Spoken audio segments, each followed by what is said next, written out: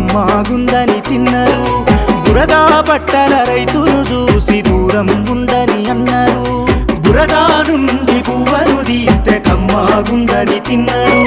బురదా బట్టల రైతును చూసి దూరం ఉందని అన్నారు చెమటా చుక్కల సత్తువతోని పుడమి పురుడు పోసుకున్నది కంటి పాపల కావలిలోనే పంట రాసి నెలకొన్నది వందనాలు రైతన్న నీకు వందనాలన్నా నీ రెక్కాడకుంటే బుక్కెడు భూవే లేదన్నా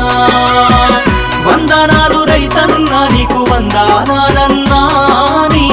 రెక్కాడ